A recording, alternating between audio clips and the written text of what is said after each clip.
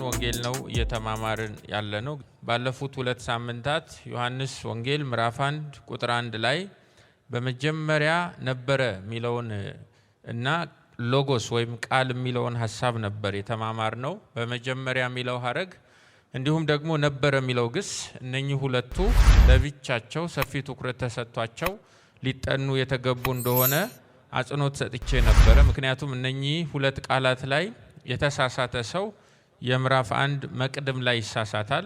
18 ቁጥር ላይ የተቀመጠው መቅድሙ ላይ የተሳሳተ ሰው ደግሞ አጠቃላይ 21 ምዕራፎች ላይ ነው የሚሳሳተው። ዮሐንስ ወንጌል ላይ ተሳሳተን ማለት ደግሞ በአዲስ ኪዳን ነገረ ክርስቶስ ላይ እንሳሳታለን ማለት ነው። በዚህ ልክ እርስ በርሱ የተቆላለፈ አንዱ ቃል ከሌላው ጋር የተናበበ አይነት አጻጻፍ ስለሆነ ሐዋርያው ዮሐንስ የጻፈልን በመጀመሪያ የሚለው ሐረግና ነበረ የሚለው ግስ ለብቻ ሁል ጊዜ ትዝ ሊሉን ይገባል ማለት ነው። ስለዚህ ዮሐንስ ወንጌል ምዕራፍ 1 ቁጥር 1 በቅንፍ ቃልም ሎጎስም በእግዚአብሔር ዘንድ ነበረ የሚለውን እናያለን ማለት ነው። እንግዲህ የመጀመሪያው የነገረን ቃል በመጀመሪያ የነበረ ስለመሆኑ ስለ ጊዜ ነገረን። ስለ ጊዜ ስለ ታይምለስ ኢተርኒቲ ፓስት ነገረን። አሁን ደግሞ በሁለተኛ ደረጃ በእግዚአብሔር ዘንድ ነበረ ይለናል። እንግዲህ ቁጥር 1 ሲጀምር በግሪክ ካይ ብሎ ነው የሚጀምረው። ካይ ሎጎስ ኤን ፕሮስቶን ቴኦን። ካይ እና ማለት ነው፣ ኤንድ ማለት ነው። ኤንድ ብሎ ነው የሚጀምረው። ስለ ሎጎስ ሌላ ተጨማሪ ነገር ሊጨምርልን ፈልጓል። ሎጎስን በመጀመሪያ የነበረ ነው ሲለን ዮሐንስ እየነገረን ያለው የሎጎስን ቅድመ ህላዌ ነው፣ ፕሪ ኤግዚስተንስ ነው።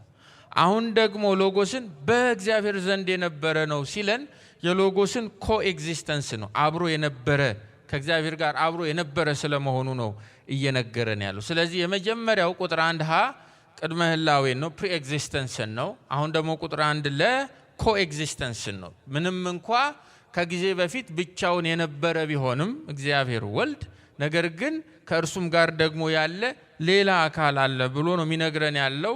ስለ እግዚአብሔር ያለንን አመለካከት አስተምህሮ የሚሞግት አይነት ነገርን መጽሐፍ ነው የሚጀምረው ከቁጥር 1 ላይ ጀምሮ ማለት ነው። በእግዚአብሔር ዘንድ ነበረ ተብሎ ሲጻፍልን መቼ ነው ከእግዚአብሔር ጋር መኖር የጀመረው? ለምን ያህል ጊዜ ነው ከእግዚአብሔር ጋር ሎጎስ የነበረው? እንዴት ባለ ሁኔታም ነው ደግሞ ሎጎስ ከእግዚአብሔር ጋር የነበረው ሚሉ ብዙ ጥያቄዎች ይፈጠራሉ። በተለይ ሞኖቴስቲክ ለሆነ በአንድ እግዚአብሔርነት ለሚያምን እንደዚህ አይነት አስተምህሮ ደግሞ ውስጥ ላለ ለአይሁዳዊ እንዲህ አይነቱ የእግዚአብሔር አገላለጽ ትንሽ ከበድ ሊል ይችላል። አንድ እግዚአብሔር አይደል እንደ ያለው ምን ማለት ነው? ለአንዱ ለእግዚአብሔር የተሰጠውን መለኮታዊ ባህሪ ለሎጎስ ከሰጡ በኋላ አምጥቶ ደግሞ ሎጎስን በእግዚአብሔር ዘንድ ነበረ ማለት የሚል ጨናቂ ነገር ሊፈጠር ይችላል። ያንንም ነው ሊደባደብ የሚፈልገው ይሄ ጸሐፊ። ስለዚህ እርሱኑ ተከትለን ነው የምናጠናው ማለት ነው። ቃልም በእግዚአብሔር ዘንድ ነበረ ሲል እያለን ያለው በቀላል አማርኛ ወልድም በማ ዘንድ ነበረ ነው፣ በእግዚአብሔር ዘንድ ነው። ኖት በአብ በእግዚአብሔር ዘንድ ነው እያለን ያለው። ትኩረቱ የመቅደሙ ሳብጀክት ሎጎስ ነው። አርእስተ ጉዳዩ እግዚአብሔር ወልድ ነው። ስለሱ ነው ይህ ሰው ሚሰብክ የተያያዘው። የመጀመሪያ ባህሪው በመጀመሪያ የነበረ ነው። ሁለተኛው ደግሞ በእግዚአብሔር ዘንድ የነበረ ነው። ዮሐንስ በዚህ ክፍል በወልድና በእግዚአብሔር መካከል ስላለ ግንኙነት ነው ሊነግረን የሚፈልገው። ስለ ሪሌሽንሺፕ እያወራ ነው። በቁጥር 1 ላይ እንዴት ነው ስለ ግንኙነት እያወራ ነው እንድንል የምንደፍረው ወይም ስለ ግንኙነት ነው እየተጻፈ ያለው ብለን እንድናስብ የሚያስገድደን ቴክስት ውስጥ ምን አይነት ምክንያት አለ ስንል በአማርኛ ዘንድ ተብሎ የተተረጎመው በግሪክ ደግሞ ፕሮስ የተሰኘው ፕሪፖዚሽን ነው ወይም መስተዋድድ ነው። ይሄ ፕሪፖዚሽን ግንኙነትን ነው የሚያሳየው። ብዙ ፕሪፖዚሽኖች አሉ፣ መስተዋድዶች አሉ፣ ስለ ቦታ የሚያሳዩ፣ ስለ ጊዜ የሚያሳዩ። በተለየ ሁኔታ እዚህ ጋር የገባው ፕሪፖዚሽን ፕሮስ የሚሰኘው ወይም በአማርኛችን ዘንድ ወይም ዊዝ ጋድ የተባለው በእንግሊዝኛ ሪሌሽንሺፕን የሚያሳይ ፕሪፖዚሽን ነው፣ ግንኙነትን ነው የሚያሳየው።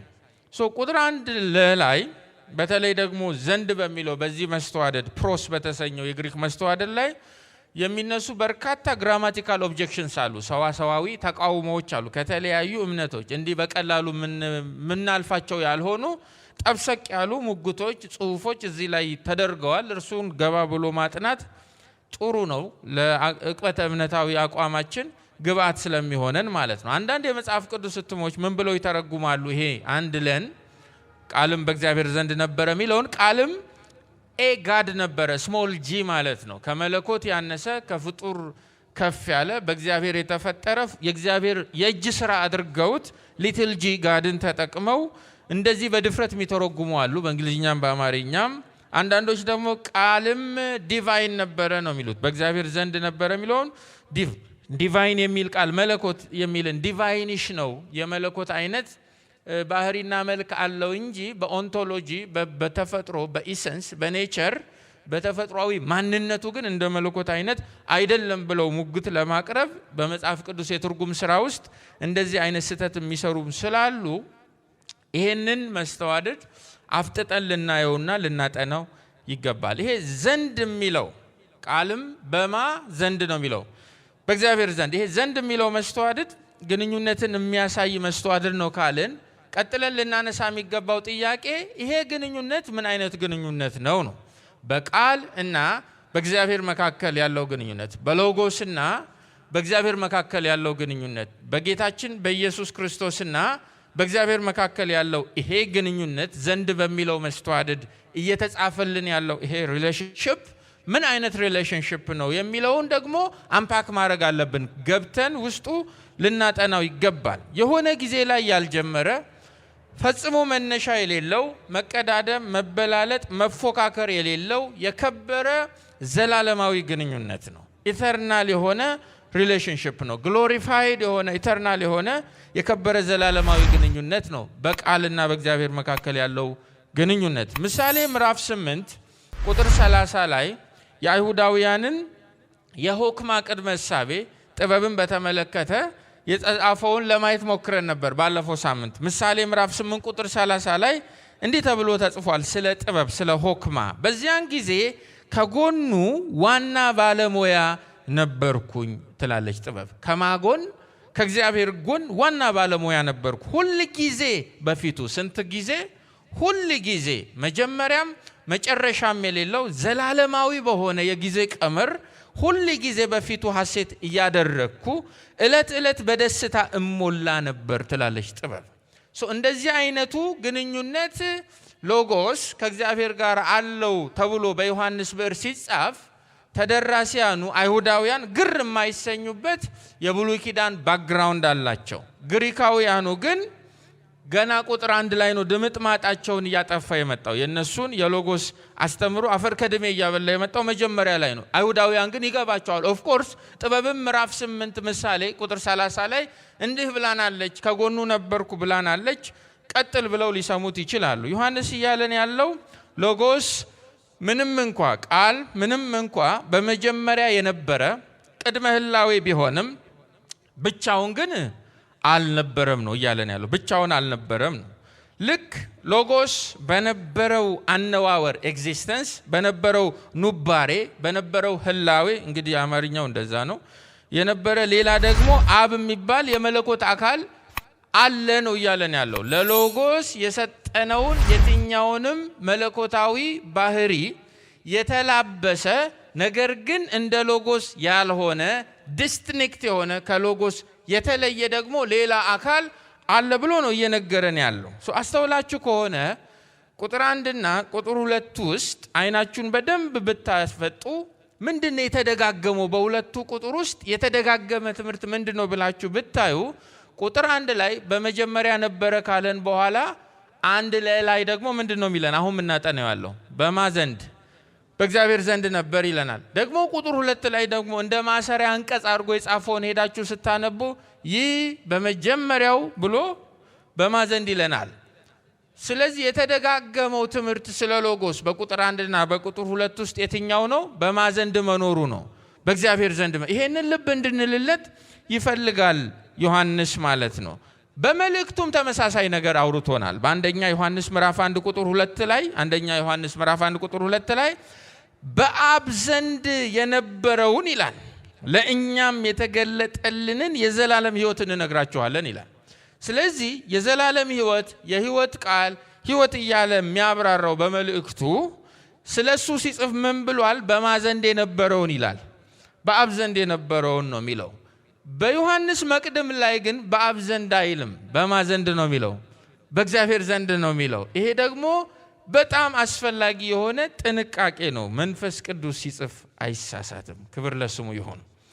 ምንድነው እየነገረን ያለው ነው? ስለዚህ ቃል ወይም ሎጎስ ይሄ በመጀመሪያ የነበረው ፕሪ ኤግዚስተንት የሆነው የሆነ ቦታ ካለመሆን ወደ መሆን ያልተቀየረው ማንም ያላስገኘው ዘላለማዊነት ማንነቱ የሆነው ሎጎስ ይሄ ብቻ ግን አይደለም፣ ከእግዚአብሔርም ጋር የነበረ ነው፣ በእግዚአብሔር ዘንድ የነበረ ነው፣ ኮኤግዚስተንትም ነው እያለን ያለው። በተዘዋዋሪ ዮሐንስ ምዕራፍ 1 ቁጥር 1 ለላይ ቃልም በእግዚአብሔር ዘንድ ነበረ ሲል ክርስቶስ ኢየሱስን ማንነቱን ሥላሴ በሚባል ፍሬም ውስጥ እያሳየን ነው። በትሪኒቲ ቅንብብ ውስጥ ነው ኢየሱስን ሊያብራራ የፈለገው። አንድ ሰው ኢየሱስ ክርስቶስን ሲያጠና ለማጥናት ሲነሳ በሥላሴ ኮንቴክስት ካላጠናው ኦንሊ ጂሰስ ሆኖ ያርፈዋል ማለት ነው። ስለዚህ ዮሐንስ ስለ ኢየሱስ ጀምሮ ብዙ ከመናገሩ በፊት በእግዚአብሔር ዘንድ ነው። ስለዚህ ፍሬም ልስጣችሁ ነው። ኢየሱስን ስጽፈው እኔ እናንተም ስታነቡት እንድናነብ የምፈልገው አንድ ቤት ውስጥ ገብተን ነው። አንድ ቅንብብ ውስጥ ገብተን ነው። አንድ ሜዳ ላይ ገብተን ነው። ምንድነው ያ ሜዳ? ትሪኒቲ ሥላሴ ነው። ዩኒቴሪያን ሆኖ ወይም አንድ አምላክ አንድ አካል በሚል አሃዳዊ በሆነ የእግዚአብሔር አረዳድ ውስጥ ሆኖ አንድ ሰው የኢየሱስን ማንነት ሲያጠናና ትሪኒቴሪያን ሆኖ አንድ አምላክ ሶስት አካል ብሎ በሥላሴ አረዳድ ውስጥ ሆኖ አንድ ሰው የኢየሱስን ማንነት ሲያጠና የተለያየ ቦታ ነው ዴስቲኔሽናቸው የሚሆነው ማለት ነው።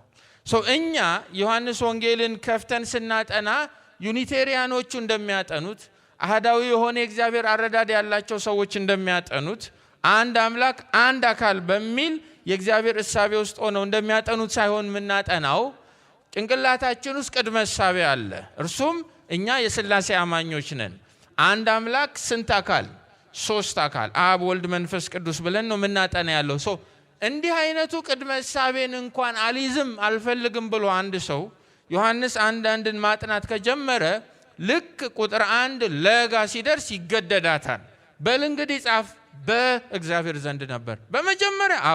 በዚያ ኢተርኒቲ ፓስት ውስጥ ብቻውን አልነበር እንዴ? አይ ብቻውን አይደለም። እና ሌላ አካል አለ፣ ስሙን ንገረኝ፣ እግዚአብሔር ይባላል። ኦኬ ይሄ ምንድነው ብሎ ቁጭ ብሎ ግዴታ ያጠናል። ስለዚህ ዕቅበተ እምነታዊ የሆኑ ሐሳቦችን በአጻጻፍ ውስጥ እንዳሉ መጠርጠር ትችላላችሁ ማለት ነው። ዮሐንስ የክርስቶስን ማንነት ማስረዳት ሲጀምር ከቅድመ ህላዌነቱ ቀጥሎ በቀጥታ የሚገባው የሥላሴ ሁለተኛ አካል ነው ወደሚል ትምህርት ነው። አንዳንዶች ሥላሴ የሚለው መጠሪያ በመጽሐፍ ቅዱስ ውስጥ ስላልተጻፈ ሥላሴ የሚለው አስተምህሮ ምንፍቅና ነው የሚል በጣም መሰረት የሌለው ፖዚሽን ይዛሉ። አንዳንዱ ነገር አስተምህሮ ለመባል በስም ተጠርቶ ሊጻፍልን አይገባም። ምዕራፍ 1 ቁጥር 1 ውስጥ ግን የሥላሴን ኮንሰፕት ሳያዩ ማጥናት ፈጽሞ የሚቻል አይመስለኝም። ራሱ ጌታችን ኢየሱስ ክርስቶስም በዚህ በዮሐንስ ወንጌል ምዕራፍ 17 ቁጥር 5 ላይ ዮሐንስ 17 ቁጥር 5 ላይ በመጀመሪያው ብቻውን እንዳልነበረ ይልቅ ከእግዚአብሔር ጋር እንደነበረ ኮንፈርም ያደርጋል፣ ያረጋግጥልናል። ለምሳሌ ዮሐንስ 17:5ን ስታዩ ይህ የመድኃኒታችን ንግግር ነው። እንዲህ ይላል፣ እንግዲህ አባት ሆይ ይላል። ወደ አባት የቀረበ የምልጃ ጸሎት ነው፣ ክህነታዊ ልመና ነው። አባት ሆይ ዓለም ሳይፈጠር ከአንተ ጋር በነበረኝ ክብር በአንተ ዘንድ አክብረኝ ይላል። ራሱ ኢየሱስ ከአባቱ ጋር ያለውን ሪሌሽንሽፕ ሲያብራራ ምዕራፍ 17 ቁጥር 5 በዚሁ ወንጌል ውስጥ ከየት ይጀምራል? ዓለም ከመፈጠሩ በፊት ከነበረው ስቴት ይጀምራል። ከአንተ ጋራ በነበረኝ ክብር ይላል። ክብር ከሚለው ቃል ውጪ አባትና ልጅ መካከል ያለውን ግንኙነት ለእኛ ሊያስረዳን የሚችል ሌላ ነገር የለም። በዚያ ክብር በአንተ ዘንድ ይላል አክብረኝ ብሎ ይናገራል። ይህም ያስረዳን አንድ ነገር አለ። ዓለም ከመፈጠሩ በፊት ከጊዜ በፊት አምላካችን እግዚአብሔር ሥላሴ ነበረ ማለት ነው። ይሄ ነው ወንጌላዊውን ክርስትና ልዩ የሚያደርገው አንዱ የሥላሴ እምነቱን በተመለከተ። ዓለም ከመፈጠሩ በፊት እግዚአብሔር እንዴት ባለ ሁኔታ ነበረ? እግዚአብሔር ሥላሴ ነበረ ነው። እግዚአብሔር ሥላሴ ባይሆን ኖሮ ፈጽሞ ሊገባን አይችልም ነበር። እግዚአብሔር ሥላሴ ካልሆነ የሰው ልጅ ድነትን ማወቅም መቀበልም ፈጽሞ አይችልም። እግዚአብሔርን ያለ ሥላሴ አስተምሮ መረዳት ለተሳሳተ ነገረ መለኮት ያጋልጣል ነው። ቃል ሎጎስ በእግዚአብሔር ዘንድ ነበረ ማለት እግዚአብሔር ወልድ ከእግዚአብሔር አብ ጋር ዘላለማዊ የሆነ የከበረ ግንኙነት ነበረው ማለት ነው። በሌላ ቋንቋ ሎጎስም በእግዚአብሔር ዘንድ ነበረ፣ ቃልም በእግዚአብሔር ዘንድ ነበረ ማለት ለእኛ አስተምሯዊ አቅጣጫው ምንድነው? እግዚአብሔር ወልድ ጌታችን መድኃኒታችን ኢየሱስ ክርስቶስ ከእግዚአብሔር አብ ጋራ ዘላለማዊና የከበረ ግንኙነት ነበረው። እግዚአብሔር የሚለው መጠሪያ ለአብ ብቻ የሚውል ስላልሆነ ለወልድም ለአብም ለመንፈስ ቅዱስም ስለሆነ እሱም በኋላ በዝርዝር እናየዋለን። ግን ቃልም በእግዚአብሔር ዘንድ ነበረ የሚለውን እንዲህ ባለ ኮንቴክስት እየተረዳ ነው ልናጠና የተገባ መሆኑን ለማሳሰብ ነው። አባትና ልጅ ዓለም ሳይፈጠር በፊት በነበረው ዘላለም ውስጥ በዚያ በታይምለስ ኢተርኒቲ ፓስት ውስጥ የከበረ ምን ነበራቸው ማለት ነው? ግንኙነት ነበራቸው፣ ህብረት ነበራቸው። ይሄን ከየት አገኛችሁ ዘንድ የሚለው ፕሮስ የሚለው መስተዋደድ ይሄንን ጮክ ብሎ ስለሚያስረዳን ነው። በሚታየውም በማይታየውም ዓለም ውስጥ ማንም አካል ከእግዚአብሔር ጋር ሎጎስ ያለውን አይነት ግንኙነት ኖሮት አያውቅም። ለመለኮት ቅርብ የምንላቸው መላእክትም ቢሆኑ ረቂቅ ፍጡራንም ቢሆኑ ማናቸውም የትኛውም አካል ይሄ ቃል ከእግዚአብሔር ጋር ኢተርኒቲ ፓስት ውስጥ በዘላለም ጥንት ውስጥ ኢንጆይ ያደርግ የነበረውን አይነት ግንኙነት አላደረጉም።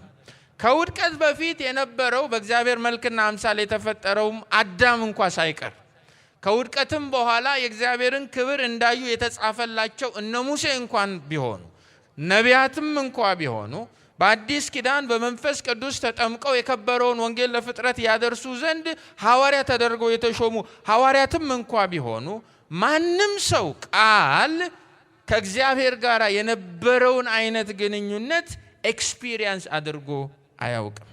ስለዚህ ልጁን ወደ ኋላ እነሱን ወደፊት አድርገው እግዚአብሔርን እንቀርባለን የሚሉ ሰዎችን ሁሉ ገልብጦ የሚጥልን የሥላሴ ትምህርት ነው ዮሐንስ የሚጽፍልን ያለው። ይሄን ልብ ብሎ ማጥናት ከእያንዳንዱ አማኝ ይጠበቃል ብዬ ነው ያስባለሁ።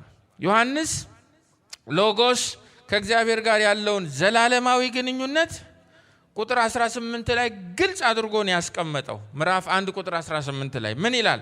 መቼም ቢሆን ጊዜ ነው። ጊዜ አሃዱ ብሎ ከጀመረበትም ሰዓት በኋላም ቢሆን ጊዜ አሃዱ ብሎ ከመጀመሩም በፊት ባለው የጊዜ አተረጓጎም ኢንተርፕሪቴሽንም ቢሆን መቼም ቢሆን እግዚአብሔርን ያየው ስንት እንኳ የለም፣ አንድስ እንኳ የለም። በአባቱ እቅፍ ያለ አንድ ልጁ እርሱ ማየት ብቻ አይደለም፣ ከማየት አልፎ ምን አድርጎታል? ተርኮታል። እንደዚህ ያለውን ከአባት ጋር ያለውን ዘላለማዊ ዝምድና ዮሐንስ ለማ ብቻ እየሰጠው ነው? ለሎጎስ እየሰጠው ነው። ዋት ኢየሱስን በማንነቱ በማወቅ ሂደት ውስጥ ቅዱሳን ልብ ልንለው የሚገባ አንድ ነገር አለ። ምንም እንኳ ወንድማችን ቢሆን፣ ምንም እንኳ በፍቅሩ ቢስበን፣ ምንም እንኳን የባሪያን መልክ ቢዝ ከእኛ እንዳንዱ ቢቆጠርም ክብሩ ግን ከኛ የራቀ ነው። ማንነቱ ከኛ የራቀ ነው። እኛ ምን ቀርበው ማንነት ትከሻ ለትከሻ እየተገፋፋን እኩያ ከመሆንም አሳንሰን ታናሻችን የምናደርገው ኢየሱስ ጣዖት ነው። የመጽሐፉ ኢየሱስ ግን በመጀመሪያ የነበረ ብቻ አይደለም፣ ዘላለማዊ በሆነ ዝምድና ከእግዚአብሔር ጋር የነበረ ነው። መቼ? ጊዜ እንዲህ ተብሎ በማይቆጠርበት ሁኔታ እርሱ እግዚአብሔርን በሚያውቀው ልክ የሚያውቅ ስጋ ለባሽ የለም። እርሱ እግዚአብሔርን በሚተርከው ልክ ሊተርክልን የሚችል የተቀባ ማንም የለም። የእግዚአብሔር ልጅና የእግዚአብሔር ሰው ለተሳከሩበት ለኛ ትውልድ እንዲህ ያለ ትምህርት ያስፈልጋል። እግዚአብሔር ይርዳን። ቃል ወይም ሎጎስ በእግዚአብሔር ዘንድ ነበረ ማለት የሚከተሉትን ማለት አይደለም። እነዚህ ነገሮች ብትጽፉ ጥሩ ነው። ኢየሱስን በማወቅ ሂደት ውስጥ ስለሚረዱን ቃል ያ በመጀመሪያ የነበረው ቃል ፕሪ ኤግዚስተንት የሆነው ሎጎስ በእግዚአብሔር ዘንድ ነበረ ሲባል የሚከተሉትን ማለት አይደለም። አንደኛ ቃልም በእግዚአብሔር ዘንድ ነበረ ማለት እግዚአብሔር መጀመሪያ የነበረ ሎጎስ ደግሞ ቀጥሎ የተከሰተ ማለት አይደለም። ቅደም ተከተልን መቀዳደምን የሚያስረዳ አይደለም። በእግዚአብሔር ዘንድ ነበረ ማለት እግዚአብሔር ቀድሞ የነበረ አሁን ደግሞ በእግዚአብሔር ዘንድ ነበር የተባለው ሎጎስ ከሆነ ጊዜ በኋላ የመጣ እንግዳ እንደሆነ አድርገው የሚተረጉሙ ስላሉ ቃልም በእግዚአብሔር ዘንድ ነበረ ማለት እግዚአብሔር በመጀመሪያ ነበረ፣ ሎጎስ ደግሞ ቀጥሎ የመጣ ነው ማለት አይደለም። ሌላው ሎጎስ ከሰው ከፍ ያለ ከመለኮት ደግሞ ዝቅ ያለ እግዚአብሔር መጀመሪያ ላይ የፈጠረው ፍጡር ነው ማለትም አይደለም። እንደዛ ብለው የሚተረጉሙ ስላሉ በእግዚአብሔር ዘንድ ነው የተባለው በእግዚአብሔር ዘንድ ነው ነበር የተባለው እንጂ በመላእክት ዘንድ በፍጡር ዘንድ ወይም በራሱ ብቻውን ኤክስክሉሲቭሊ ሌላ አካል ሳያስጠጋ ብቻውን ኢንዲፔንደንትሊም ነበር አይደለም የተጻፈው። ስፔሲፊካሊ በእግዚአብሔር ዘንድ ሎጎስ በእግዚአብሔር ዘንድ ነበረ ማለት በፍጡር ዘንድ ነበረ፣ በመላእክት ዘንድ ነበረ፣ ወይም መጀመሪያ ላይ እግዚአብሔር በፈጠራቸው ፍጥረታት መካከል እዚያ ማስ ውስጥ ነበረ ማለት አይደለም። ብቻውንም ነበረ ማለት አይደለም። ይሄ ያስፈልገናል። ቃል በእግዚአብሔር ዘንድ ነበረ ማለት ሌላው ፈጽሞ በእግዚአብሔር ውስጥ ነበረ ወይም ደግሞ በእግዚአብሔር አንደበት ላይ ነበረ፣ የእግዚአብሔር ንግረተ ቃል ነው፣ አተርድ ወርድ ነው፣ ስፖክን ወርድ ነው ማለትም አይደለም። እንደዛም አድርገው የሚተረጉሙ ስላሉ እግዚአብሔር ተናግሮ ያወጀው ቃል አይደለም። ኢየሱስ እግዚአብሔርን አያውጅም። እንደዛም አድርገው የሚተረጉሙ ስላሉ ሎጎስ እግዚአብሔር ዓለማትን ሊፈጥርበት የፈጠረው መሳሪያም አይደለም፣ ቴክኖሎጂም አይደለም። እንደዛም የሚተረጉሙ ስላሉ ሎጎስ ማለት አንዱ እግዚአብሔር ራሱን የገለጠበት አንደኛው ሞድ፣ አንደኛው ሁኔታ፣ አንደኛው መንገድም አይደለም። አንዳንድ ክርስቲያን በተለይ የብልጽግና ወንጌልን ቁጭ ብሎ እየጠጣ ያደገ ክርስቲያን ምን ብሎ ነው ሥላሴን የሚረዳው? እግዚአብሔር ይሄ አንዱ እግዚአብሔር በብሉይ ኪዳን ዘመን አብ ነበረ ይላቸዋል። እሺ ይሄው አንዱ እግዚአብሔር ደግሞ የሆነ ዘመን ላይ ወልድ ነበር ምድር ላይ ሲመላለስ። እሺ አሁን ደግሞ ይሄው እግዚአብሔር መንፈስ ቅዱስ ነው። ለዚህ ነው በጣም ከሥላሴ ሶስት አካላት ይልቅ ደሞስት ሴሌብሬትድ እና ደሞስት ዋንትድ አካል መንፈስ ቅዱስ የሆነው በዚህ ዘመን። አብና ወልድ ያሉ ሁላ አይመስልም። ከበስተጀርባ ያለው ያስተምሮ ኦሪየንቴሽን ቅኝት ምንድነው ብላችሁ ጎርጎር ብታደርጉ ሞዳሊዝም የሚባለው ነው። እግዚአብሔርን በሶስት የተለያዩ ሞዶች፣ በሶስት የተለያዩ አንዳንዶቹ የድፍረታቸው ጥግ ስክሪን ሁላ ይላሉ። እግዚአብሔር በሶስት ስክሪን ራሱን አሳይቷል። የመጀመሪያው ስክሪን አብ፣ ሁለተኛው ስክሪን ወልድ ይላሉ። ስለዚህ ከእንደዚህ አይነቱ ማረዳድ እንድናጠራ የሚረዳን በእግዚአብሔር ዘንድ ነበረ ስላችሁ ይሄ አንዱ እግዚአብሔር ራሱን የገለጠበት አንዱ ሞድ ነው ያልኳችሁ አይደለም። he himself is God እያለን ራሱ ወልድ ማን ነው? አምላክ ነው እያለን ያለው ሎጎስ በእግዚአብሔር ዘንድ ነበረ ማለት እነዚህን ማለት አይደለም የሚለውን እናንተ ገብታችሁ በደንብ ማጥናት ትችላላችሁ። 18 ቁጥሩን መቅደሙን ስንጨርስ በዚህ ጉዳይ ላይ ያሉትን የምንፍቅና ትምህርቶችን ደግሞ ከጥንት ጀምሮ ያሉትን በወፍ በረር እንዳሰሳቸዋለን። ሎጎስ በእግዚአብሔር ዘንድ ነበረ ማለት የሚከተሉትን ማለት ነው። የሚከተሉትን ደግሞ ማለት ነው። ከአብ የተለየ እኔነት ያለው፣ ከአብ የተለየ እኔነት ወይም በቅንፍ አካል ከአብ የተለየ እኔነት ያለው ሁለተኛ የሥላሴ አካል ነው ማለት ነው። በእግዚአብሔር ዘንድ ነበረ ማለት ትርጉሙ ከአብ የተለየ የሚለው ዲስቲንክት የሆነ አካል አለው። አንድ አምላክ ሶስት አካል ስለምንል በኢሰንስ በማንነት አንድ፣ በአካል በስም በግብር ግን ሶስት ብለን ሥላሴን ስለምንተረጉም ይሄንን የሥላሴ ትምህርት ደግሞ መሰረት ሆኖ የምናገኘው ቁጥር ስለሆነ አንድ ከአብ የተለየ እኔነት ያለው ሁለተኛ የሥላሴ አካል ነው ማለት ነው። በሌላ ቋንቋ ወልድ አብ አይደለም። ወልድ አብ ሪፕለስ አያደርገውም። አብ ወልድ ሪፕለስ አያደርገውም። ወልድ አብ አይደለም እያለን ነው። ዲስቲንክት ነው፣ የራሱ የሆኑ ልዩ ፕሮፐርቲዎች ያሉት ነው እያለን ነው። ሌላው ሎጎስ ከአብ ጋር በአምላክነት አንድ ነው፣ ነገር ግን የራሱ የሆነ ልዩ አካል ወይም እኔነት ያለው ነው ከሚለው በተጨማሪ ቃል በእግዚአብሔር ዘንድ ነበር ማለት እግዚአብሔር የነበረበት ቃል ደግሞ ያልነበረበት ዘመን አለ ማለት አይደለም። የቀድሙን ገልብጦ መጽሐፍ ማለት ነው። ወልድ ያልነበረበት አብ የነበረበት፣ አብ ያልነበረበት ወልድ የነበረበት ዘመን፣ ጊዜ፣ አጋጣሚ፣ ክስተት የለም። በመጀመሪያው ቃል ከነበረ በመጀመሪያው እግዚአብሔር ነበረ፣ በመጀመሪያው አብ ነበረ፣ በመጀመሪያው መንፈስ ቅዱስ ነበረ። እንዲህ ባለ ኮንቴክስት ልንረዳ ይገባል ማለት ነው። ማቴዎስ ወንጌል ምዕራፍ 22 ቁጥር 44 ላይ ማቴዎስ 22 44 ላይ እንዲህ ተብሎ ተጽፏል። ራሱ መድኃኒታችን የተናገረው ነው። ቀደምም አይተነዋል በተወሰነ መልኩ። እግዚአብሔር ጌታዬን፣ እግዚአብሔር ማንን? ጌታዬን፣ ያህዌ አዶናይን፣ እግዚአብሔር አብ እግዚአብሔር ወልድን ማለት ነው ትርጉሙ። መዝሙር 110 ላይ ዳዊት በመዝሙራቱ በስጋ ገና ያልተወለደውን የእግዚአብሔር ልጅ መሲሁን እያሰበ ሲዘምር እንዲህ ብሎ ጽፏል። ያህዌ እግዚአብሔር አብ እግዚአብሔር አባት እግዚአብሔር ወልድን እግዚአብሔር ልጅን ጠላቶችን ከእግር በታች እስካንበረክክልህ ድረስ በቀኝ ተቀመጥ ብሎ ጽፏል። ይሄንን ኮት ያደረግና መድኃኒታችን ለፈሪሳውያን ነው። እናንተ ሰዎች መጽሐፍ ትላላችሁ፣ በብሉይ ኪዳን በጣም ትታመናላችሁ። ዳዊት በመዝሙራቱ እግዚአብሔር ጌታዬን፣ ያህዌ አዶናይን፣ አባት ልጅን፣ አብ ወልድን፣ አብ ሎጎስን ጠላቶችን ከእግር በታች እስካንበረክክልህ ድረስ በቀኝ ተቀመጥ አለው። አዎ። ስለዚህ ዳዊት ጌታዬ ብሎ ከጠራው እንዴት ልጁ ሊሆን ይችላል ብሎ ጠይቃቸው። እናንተ ስታገኙት ለምንድን ነው የዳዊት ልጅ የምትሉት ነው? አይሁዳውያን ኢየሱስን ሲያጠኑ የጀመሩት ከአያቱ ከዳዊት ነው። ጌታችን ደግሞ ማንነቱ የሚቀዳው ከበታች ወይም ከሰውነት ባህሪው ሳይሆን ከበላይ ከአምላካዊ ባህሪው ነው። ዮሐንስ ጋር ስትመጡ ነገረ ክርስቶሳችሁ ከየት መጀመር እንዳለበት በጥንቃቄ ይነግራችኋል ማለት። እንዴት ነው ዳዊት ገና ሳያየው ሩቅ ሆኖ ከዳዊት የዘር ሐረግ ከመወለዱም በፊት ከእሴይ ግንድ ቁጥቋጥ ከመውጣቱም በፊት በዚያ መዝሙር 110 ላይ ቁጭ ብሎ እንዴት ቢረዳ ነው አብ ወልድን ጠላቶችን ሁሉ የእግር መረገጫ እስካደርግልህ በቀኝ ተቀመጥ ያለው? ደሞ ዳዊት ጌታዬ ካለው ለምንድን ነው የዳዊት ልጅ ብላችሁ የምትጠሩኝ አላለም? ስለማይቀበሉት። ለምንድን ነው መሲሁን ስታስቡ የዳዊት ልጅ ብላችሁ የምትጠሩት አላቸው። አንድ ቃል ሊመልስለት የቻለ ወይም ከዚያን ቀን ጀምሮ ሊጠይቀው የደፈረ ማንም አልነበረም ይላል። ይሄ ከነሱ አይምሮ በላይ ነው።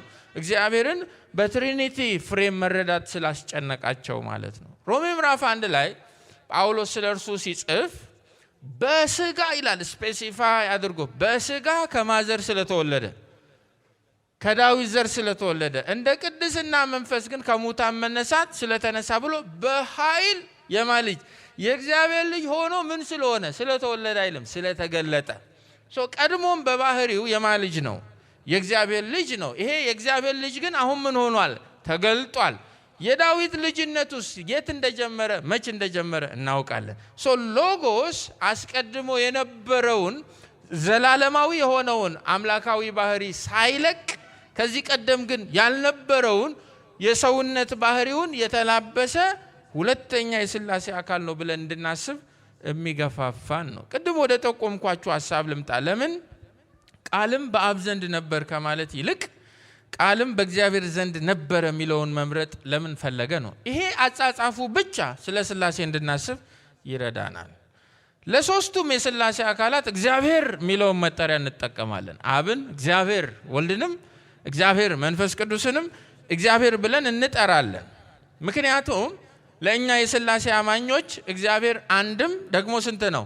ሶስትም ነው። አንድነት በሶስትነት ሶስትነት በአንድነት እንደምንለው ማለት ነው። አንድ አምላክ ሶስት አካል፣ ሶስት አካል አንድ አምላክ ስለምንል እንዲህ አይነቱ ለአብ ለወልድ ለመንፈስ ቅዱስ እግዚአብሔር የሚለው ስያሜ አሰጣጥ እኛ ጋር ግርታ አይፈጥርም። ዮሐንስ ሲጽፍ ቃልም ሎጎስም በአብ ዘንድ ነበረ ቢል በሁለት ምክንያት አስቸጋሪ ይሆናል። አንደኛው ቃልም በአብ ዘንድ ነበረ ከተባለ ቃል በራሱ እኔነት ያለው መለኮት መሆኑ ቀርቶ የአብ ንግርተ ቃል ይሆናል።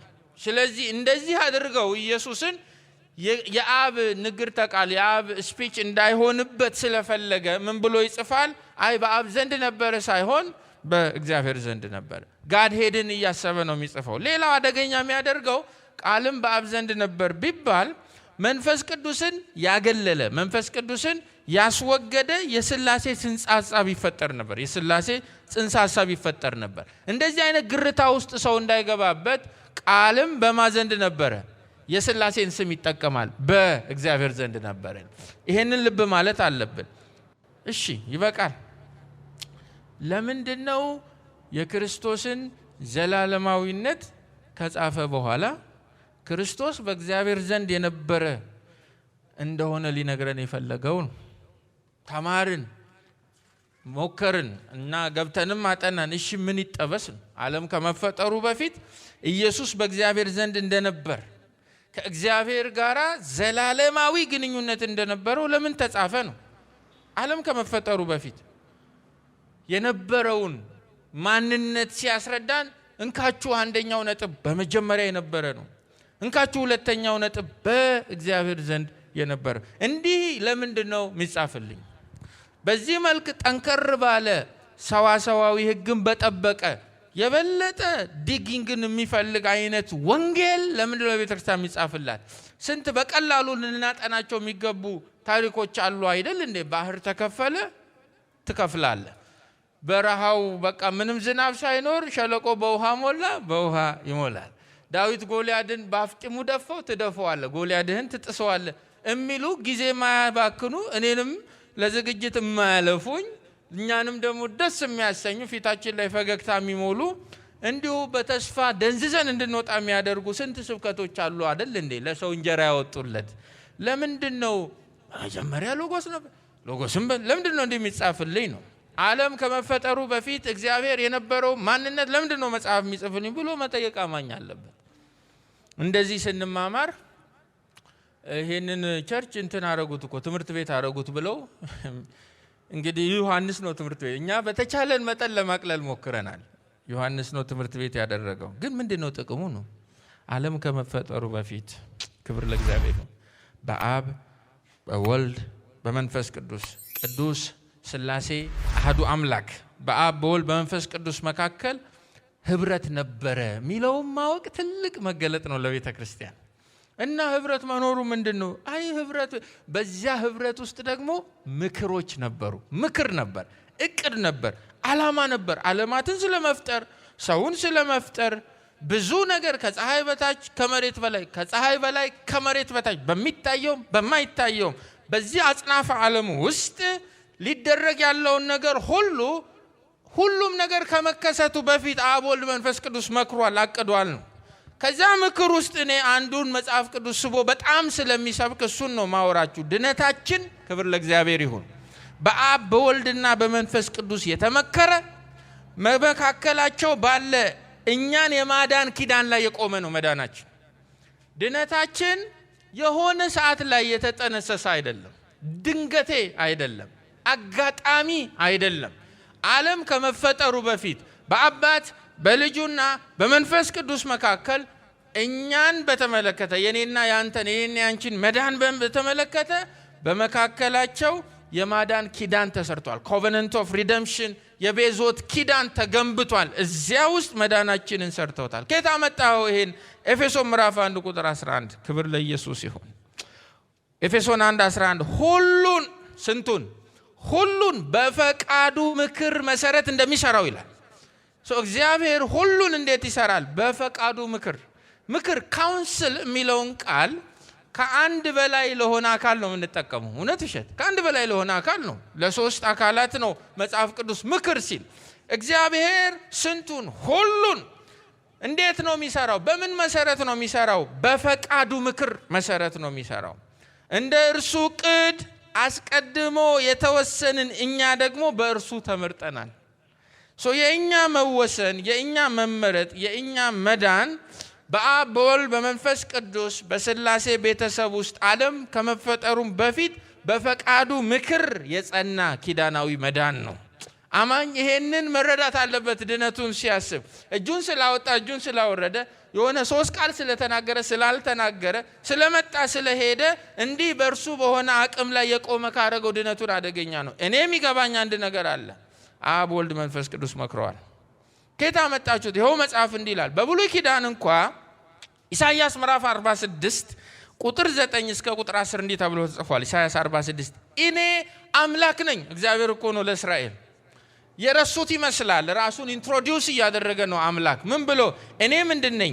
አምላክ ነኝ፣ እንደ እኔ ያለ የለም። ክብር ለስሙ ይሁን። እንዲህ ሲናገር የሚያምርበት አምላካችን ብቻ ነው። ስሙ እናንተ የአብርሃም ልጆች፣ እኔ አምላክ ነኝ፣ እንደ እኔ ያለ የለም። ቀጥሎ የሚለውን ስሙ። የመጨረሻውን ከመጀመሪያው ይላል። ክብር ለኢየሱስ ይሁን። የመጨረሻውን ከመጀመሪያው ገና የሚመጣውንም ከጥንቱ ተናግሬያለሁ። ከየትኛው ጥንት? ምንም ነገር ካለመሆን ወደ መሆን ከመምጣቱ በፊት ሰኞ ላይ ቆሜ አርባችሁን ነግራችኋለሁ። የተወለዳችሁበትን ቀን ነግራችኋለሁ። ካለመሆን ወደ መሆን ከመምጣታችሁ በፊት ያለውን ነገር ሁሉ አስቀድሜ እኔ አውቃለሁ። እንዲህ መናገር ይችላል። ለዚህ ነው እኔ አምላክ ነኝ፣ እንደኔ ያለ የለም። ማን ነው በዚህ ኳሊቲ ኳሊፋይ ማድረግ የሚችል?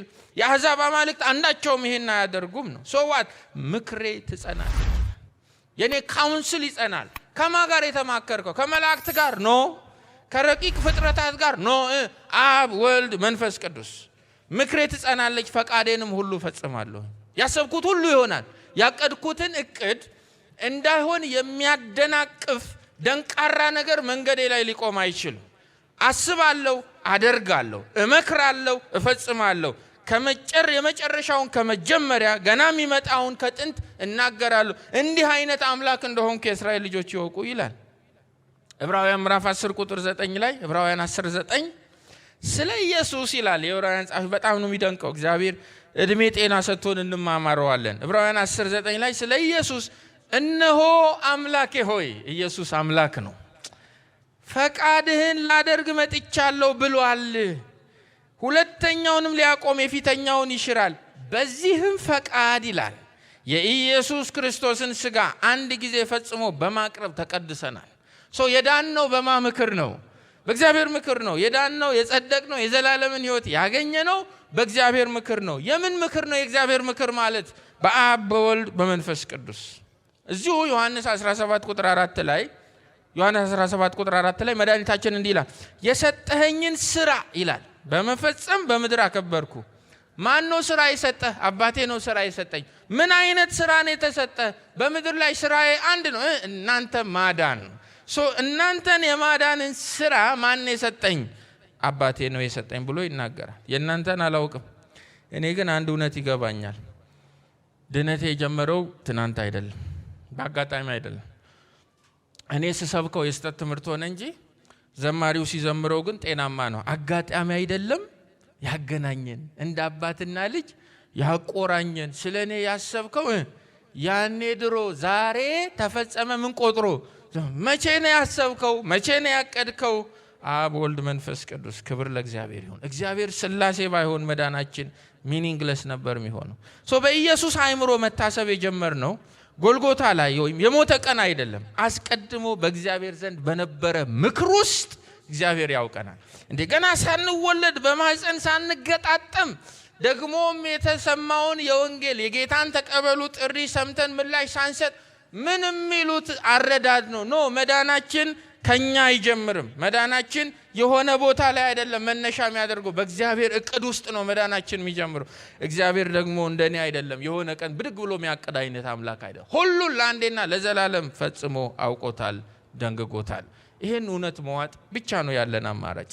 ሌላ ጥቅስ ኤፌሶን 1:4 በፊቱ ቅዱሳንና ያለ ነውር እንድንሆን መቼ? ዓለም ከመፈጠሩ አስቀድሞ በማ መርጦናል? በእርሱ መርጦናል። እግዚአብሔር እናንተ በፊቱ ቅዱሳንና ያለ ነውር ትሆኑ ዘንድ መርጧችኋል። መቼ ነው የመረጠን? ዓለም ከመፈጠሩ በፊት። በማን የመረጠን? በክርስቶስ። እንዴት ባለ ማነር? በፍቅር። ለምንድን ነው ይሄ ሁሉ ነገር የሚነገረን? የጸጋው ክብር ይመሰገን ዘንድ። ክብር ሁሉ ተጠቅልሎ ለጠሪው ለአዳኙ ለእግዚአብሔር ይሆን ዘንድ። በጣም ይሄን ሁሉ ሰመራይዝ የሚያደርግ አንድ ጥቅስ ልንገራችሁ። ሁለተኛ ጢሞቴዎስ ምዕራፍ 1 ቁጥር 9 በጣም ቦልድ የሆነ ክሌም ዮሐንስ ይጽፋል። ማን ነው? ጳውሎስ ይጽፋል። ሁለተኛ ጢሞቴዎስ 1:9 ስሙ በጌታ ስላደረግነው አንዳች ነገር ሳይሆን ይላል ከእቅዱና ከጸጋው የተነሳ ያዳነን ይላል። ከምኑ? ከእቅዱና ከጸጋው የተነሳ ስላደረግነው አንዳች ነገር ሳይሆን ከእቅዱና ከጸጋው ያዳነን ወደ ቅዱስ ሕይወትም የጠራን እርሱ ነው። ይህም ጸጋ ከዘላለም ዘመናት በፊት በክርስቶስ ኢየሱስ ተሰጠን ነው የሚለው። ከዘላለም ዘመናት በፊት በማ በክርስቶስ ኢየሱስ ለእኛ ምን ተሰጠን? የትኛው ጸጋ? ይሄ ሴቪንግ ግሬስ፣ ይሄ ወደር የሌለው እጅግ የሚጣፍጥ ዘላለማዊ ሕይወትን የሰጠን ጸጋ በክርስቶስ ኢየሱስ ተሰጠን። መቼ ተሰጠን? ከዘላለም ዘመናት በፊት ተሰጠን። አሁን ግን ይሄ እንግዲህ በኢተርኒቲ ፓስት ውስጥ አብ ወልድ መንፈስ ቅዱስ መካከል መዳናችሁን አስመልክቶ ያለ የዘላለም ጥንታዊ ዕቅድ ነው፣ የእግዚአብሔር ፕሮግራም ነው። አሁን ግን ይላል አሁን ግን በእኛ ጊዜ ሞትን ደምስሶ በወንጌል አማካኝነት ሕይወትንና ኢመዋቲነትን ወደ ብርሃን ባወጣው በመድኃኒታችን በክርስቶስ ኢየሱስ መምጣት ተገልጧል። እኛ አሁን ነው እንደተገለጠልን የምናውቀው። እግዚአብሔር ግን የተገለጠልን ለታ አይደለም ያቀደው፣ ዘላለም ውስጥም አቅዶታል። የኢየሱስ ክርስቶስን ማንነት ማጥናት ስንጀምር ከእርሱ ያገኘነውን ድነታዊ ጥቅሞችን ማሰላሰል ስንጀምር በዚህ የድነት ቅኝታችን ውስጥ በዚህ የድነት ኦሪየንቴሽናችን በዚህ ኢኩዌሽን ውስጥ አንድ ፈጽሞ መረሳት የሌለበት አስተምሮ አለ። ምንድነው እርሱም? ኢየሱስ ይሄ ያዳናችሁ በመጀመሪያ የነበረ ነው። ይሄ ኢየሱስ ያዳናችሁ በእግዚአብሔር ዘንድ የነበረ ነው። የእናንተ መዳን ያኔ የተሰራ እቅድ ነው እያለን ስለዚህ አስቀድሞ ላወቀን የልጁን መልክ እንድንመስል አስቀድሞ ለወሰነን ደግሞ በቅዱሱ አጠራር በሰማያዊ ጥሪ ለጠራን ሞታችንም ሞቶ በመስቀሉ ሥራ ላጸደቀን ፍጥረት ሚናፍቀውን መክበራችንን ኢናጉሬት ላደረገልን ለእግዚአብሔር ልጅ ክብር ይሆንለት፣ ለአባት ክብር ይሆንለት። ለዚህ የጌታን ተቀበሉ ጥሪ ልባችንን የቀየረልን ከድንጋይ ወደ ሥጋ የቀየረልን ያ መንፈስ ቅዱስ ክብር ይሆንለት። መዳናችንን ስናስብ ክብር ለእግዚአብሔር ብቻ። ምንድነው እግዚአብሔር ብቻ? አብ ወልድ መንፈስ ቅዱስ። ክብር ለእግዚአብሔር ብቻ። መዝሙረኛው ይሄ ሚስጥር ገብቶት ይመስለኛል። መዝሙር 139 ቁጥር 15 ላይ እንዲህ ይላል፣ እኔ በስውር በተሰራሁ ጊዜ አጥንቶቼ ከአንተ አልተደበቁም። በምድር ጥልቀት ውስጥ በጥበብ በተሰራሁ ጊዜ ዓይኖችህ ገና ያልተበጀውን አካሌን አዩ። ለእኔ የተወሰኑልኝም ዘመናት ገና አንዳቸው ወደ መኖር ሳይመጡ በመጽሐፍ ተመዘገቡ። አምላክ ሆይ ለእኔ ያለ ሐሳብ እንዴት ክቡር ነው። ክብር ለእግዚአብሔር ይሁን። እንዴት ክቡር ነው ለእኔ ያለ። ስለ ራሱ ነው የሚያወራው ይሄ ዘማሪ። እኔን እንዴት ሰውን ታስበው ዘንድ ምንድን ነው ይላል መጽሐፍ። እንዴት በዚህ ልክ ወደድከኝ፣ ገና አንዱም አጥንቴ ሳይገጣጠም በእናቴ ማህፀን ውስጥ ሳልገጣጠም ወደ መኖር ከመምጣቴ በፊት እያንዳንዱ የህይወቴን ቀናት አንተ ታውቃቸው ነበር። ይሄ የሚያስረዳኝ ምንድነው? ይሄ የሚያስረዳኝ በአስተምሮ መከራከር ሜዳ ውስጥ እንድገባ አይደለም። ለእኔ ያለው ሐሳብ እንዴት ክቡር ነው። ክብር ለስሙ ይሁን። ቁጥሩስ ምንኛ ብዙ ነው። ልቁጠራቸው ብል ከአሸዋ ይልቅ ይበዙ ነበር። ተኛሁም ነቃሁም ገና ካንተው ጋር ነኝ። ያልተሰራ አካሌን ዓይኖችህ አዩኝ። የተፈጠሩ ቀኖቼ ሁሉ አንድስ እንኳ ሳይኖሩ በመጽሐፍ ተጻፉ ይላል። እና ምን ይሁን? ክብር ላንተ ብቻ ይሁን። መዳኔን ሳስብ ክብር ላንተ ብቻ ይሁን። እንዲህ ነው ጥቅሙ። ይሄ ነው እንጂ ቁጭ ብለን እንድንፈላሰፍ ብቻ አይደለም። የኢየሱስ ክርስቶስ በመጀመሪያ መኖር፣ የኢየሱስ ክርስቶስ በመጀመሪያው ደግሞ በእግዚአብሔር ዘንድ መኖር ለእኔ ምንድን ነው? ብዙ ጥቅሞች አሉት። አንዱና ዋነኛው ግን ድነታዊ ጥቅም አለው።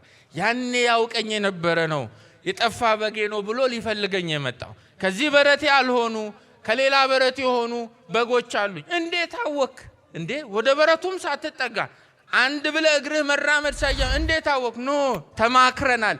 አባት ልጁን ሊልክ ልጁም ወዶ ፈቅዶ ነፍሱን ቤዛ አድርጎ ሊሰጥ መንፈስ ቅዱስም ደግሞ የምንሰማውን ወንጌል እንድንቀበል የኔና የናንተን መዳን ስላሴ በዘላለም ጥንት ውስጥ በኪዳን ያጸናው ነው። ሶዋት ማንም እንደፈለገ ሊጨማለቅበት አይችልም። በኢየሱስ መዳን የዘላለም ዋስትና ነው።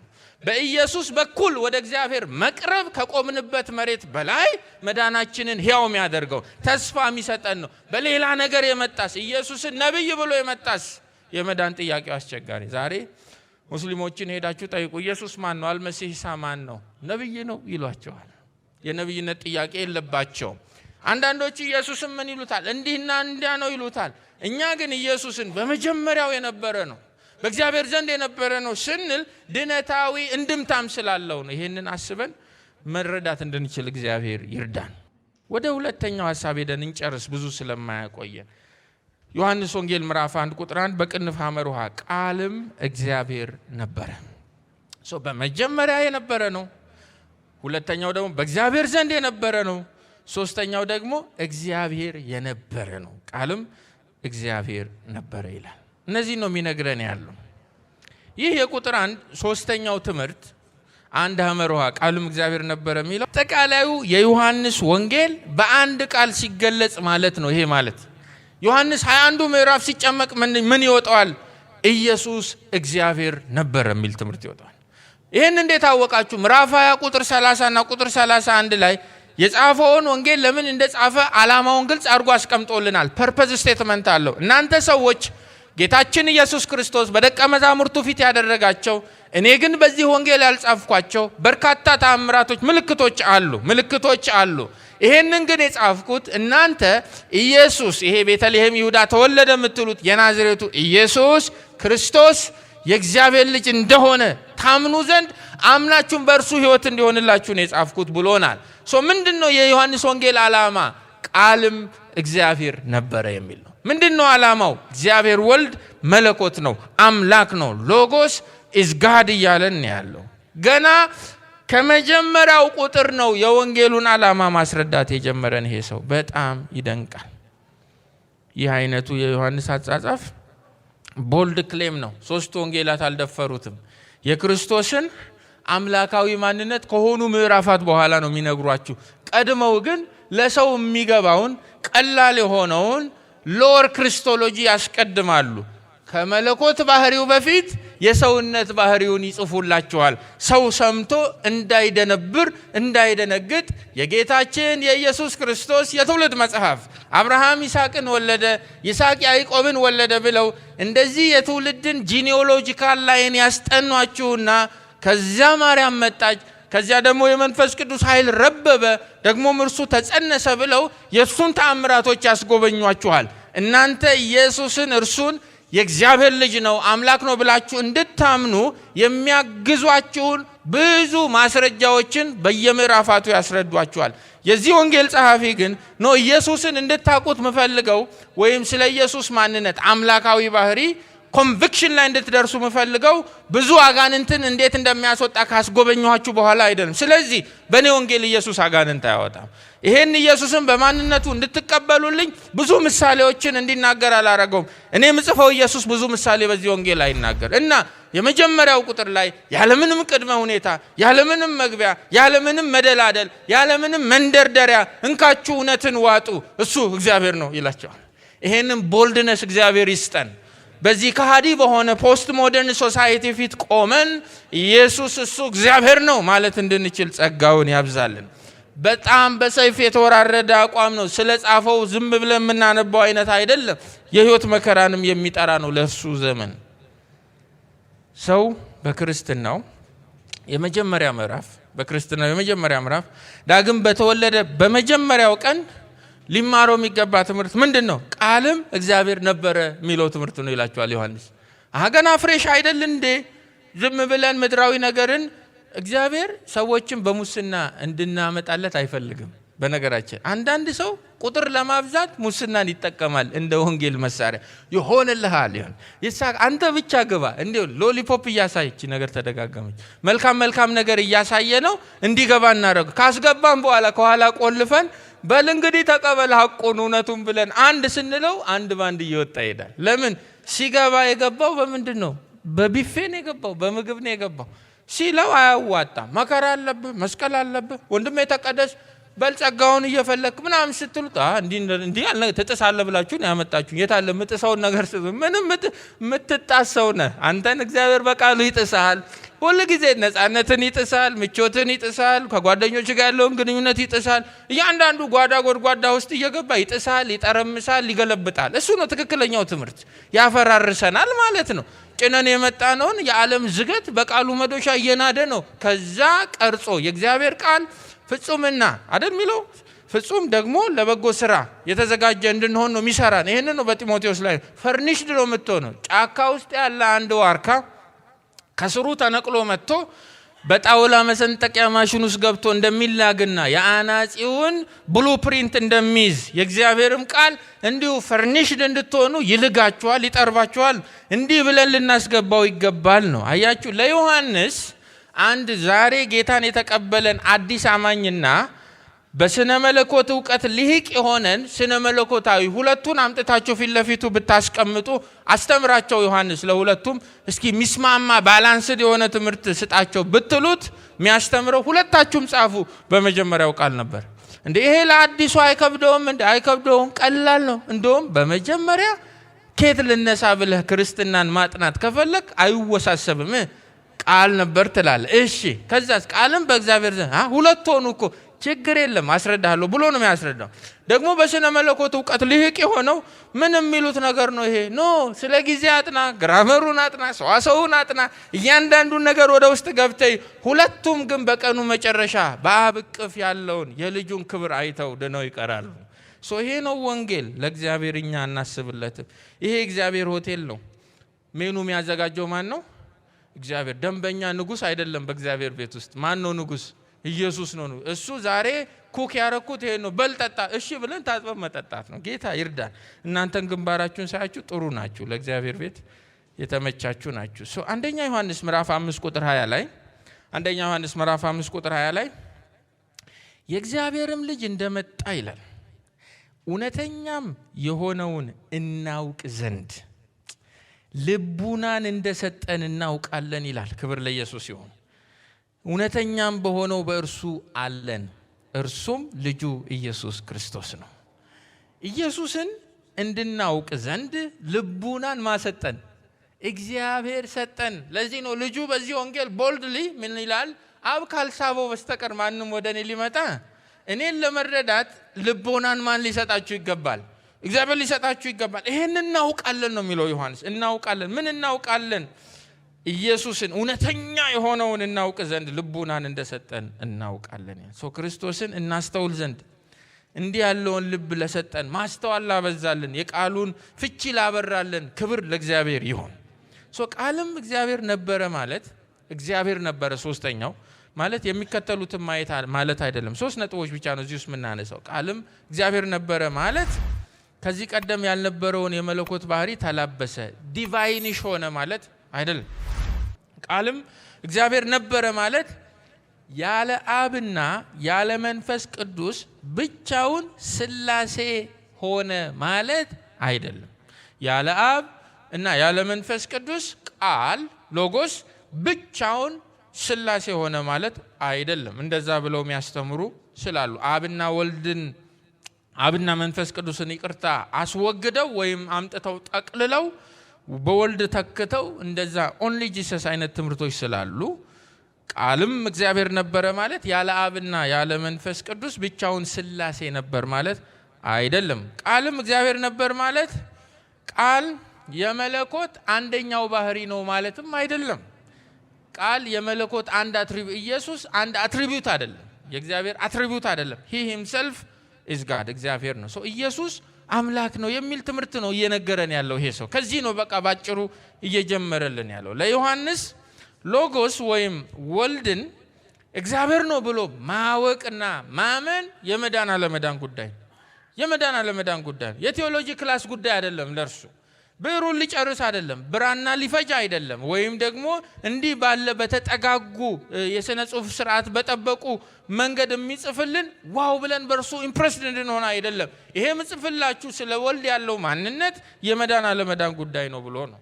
በአንደኛ ዮሐንስ ምዕራፍ 2 ቁጥር 23 ላይ ይሄንን በደንብ አስተጋብቶታል። አንደኛ ዮሐንስ 2:23 ወልድን የሚክድ ሁሉ አብ የለውም፣ ወልድን የሚያምን ሁሉ አብም አለው ተብሎ ተጽፏል። ወልድን የሚክድ ማን የለውም? አብ የለውም። ወልድን የሚያምን ደግሞ አብም አለው ብሎ በግልጽ እንደዚህ የሥላሴን ቋንቋ ተጠቅሞ በመልእክታቱ ጽፏል። ለዮሐንስ ኢየሱስን ክርስቶስ ነው ማለት፣ ኢየሱስን መለኮት ነው ማለት፣ አምላክ ነው ማለት፣ የእግዚአብሔር ልጅ ነው ብሎ ማወቅና ማመን ለዮሐንስ በሚደንቅ ሁኔታ በመንፈስ ቅዱስ የመቀባት ጉዳይ ነው። አሁን የቅባት አረዳዳችንን አስቡ። እንዲህ አሁን ዝም ያለ ጉባኤ አልተቀባም፣ በቃ ወዙ ደርቋል ማለት ነው። ያው ቅባትም የወይራ ዘይት ስለሆነ ግን ምንድነው መቀባት እንዴት አመጣው? እዚህ ስለ ሎጎስ እያጠናን ቅባትን ዮሐንስ ነው ያመጣው። ይገርማችኋል። አንደኛ ዮሐንስ ምዕራፍ 2 ቁጥር 20 ላይ እንደዚህ ይላል። አንደኛ ዮሐንስ ምዕራፍ 2 ቁጥር 20 ላይ እናንተም ከቅዱሱ ቅባት ተቀብላችኋል። በእርግጥ ቅባት በእኛ ውስጥ ያለው የመንፈስ ቅዱስ አሰራር ነው። ይህ የምንለቀለቀው ነገር አይደለም። እናንተም ከቅዱሱ ቅባት ተቀብላችኋል፣ ሁሉንም ታውቃላችሁ። እውነትን የምታውቁ ስለሆነ ስሙ፣ ውሸትም ሁሉ ከእውነት እንዳልሆነ ስለምታውቁ እንጂ እውነትን ስለማታውቁ አልጽፍላችሁም። ክርስቶስ አይደለም ብሎ ኢየሱስን ከሚክድ በቀር ውሸተኛው ማን ነው? አብንና ወልድን የሚክድ ይህ የክርስቶስ ተቃዋሚ ነው። ወልድን የሚክድ ሁሉ አብ እንኳ የለው፣ በወልድ የሚታመን አብ ደግሞ አለው። ስለሚያስቷችሁ ሰዎች ይህን ጽፌላችኋለሁ።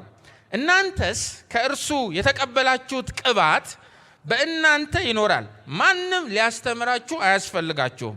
ነገር ግን የእርሱ ቅባት ስለ ሁሉ እንደሚያስተምራችሁ እውነተኛም እንደሆነ ውሸትም እንዳልሆነ እናንተም እንዳስተማራችሁ በእርሱ ኑሩ ይላል።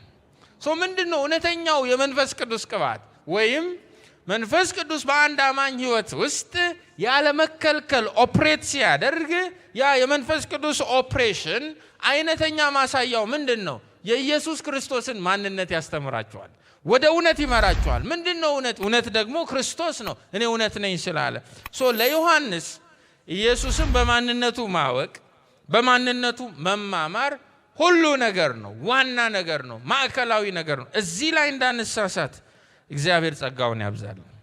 በዚህ ወንጌል ምዕራፍ 1 ቁጥር 1 ላይ ሎጎስን ቃልን እግዚአብሔር ነበረ ብሎ ይጀምርና በዚህ ወንጌል ምዕራፍ 20 ቁጥር 28 የመዝጊያ ምዕራፎች ላይ ደግሞ አምላክ ብሎ ነው የሚጨርሰው። አምላክ ብሎ ይጀምራል፣ መሐልም ላይ አምላክ ብሎ ያብራራል፣ መጨረሻም ላይ አምላክ ብሎ ይጨርሳል። ዮሐንስ 10 መሐል ላይ ለምሳሌ ከቁጥር 33 ጀምሮ ዮሐንስ 10:33 ላይ አይሁድም የምንወግርህ ተራ ሰው ሆነ ሳለ ራስህን አምላክ በማድረግ የስድብ ቃል ስለተናገርህ ነው እንጂ ከእነዚህ ስለ የትኛውም አይደለም ብለው መለሱለት። ኢየሱስም እንዲህ ሲል መለሰላቸው፣ በሕጋችሁ እናንተ አማልክት ናችሁ አልሁ ተብሎ አልተጻፈምን? የእግዚአብሔር ቃል የመጣላቸውን አማልክት ካላቸውና መጽሐፍም ሊሻር የማይቻል ከሆነ ታዲያ የእግዚአብሔር ልጅ ነኝ ስላልኩ አብ ለራሱ ለይቶ የቀደሰውንና ወደ ዓለም የላከውን ተሳድበሃል ብላችሁ ለምን ትወነጅሉኛላችሁ? አባቴ የሚያደርገውን ባላደርግ አትመኑ። እንዴ እሱ የሚያደርገውን ሁሉ ታደርጋለህ? እሱ የሚያደርገውን ሁሉ አደርጋለሁ። የማደርገው ከሆነ ግን እኔን ባታምኑኝ እንኳ አብ በእኔ እንዳለ እኔም በአብ እንዳለው ታውቁና ታስተውሉ ዘንድ ታምራቱን ወቁ። አንድ ነገር ወቁ፣ አንድ ነገር አስተውሉ እያለ ነው ጌታ። ምን እንወቅልህ? ምን እናስተውልህ? እኔ በአብ እንዳለው አብም በእኔ እንዳለ፣ ቃል በእግዚአብሔር ዘንድ እንዳለ፣ ቃል እግዚአብሔር እንደነበረ ይህን እውነት እንድታውቁ። ስለዚህ ዮሐንስ የምዕራፍ 21ን አጭር ጣሬ ነው በመጀመሪያው ቁጥር ውስጥ ጠቅጥቆ እየጻፈልን ያለው። ዛሬም ቤተ ክርስቲያን ይህንኑ የወንጌሉን ትምህርት በስልጣን ትመሰክራለች። ኢየሱስን ያለ አንዳች እፍረትና መሸማቀቅ አምላክ ነው ብላ ትሰብካለች። ክብር ለስሙ ይሁን።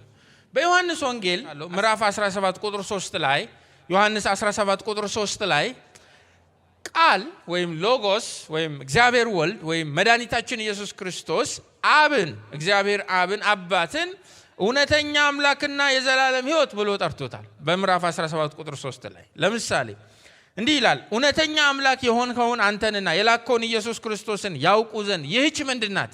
የዘላለም ሕይወት ናት። ለኢየሱስ አብን እንዴት ታብራራዋለህ? እውነተኛ አምላክ ደግሞስ የዘላለም ሕይወት።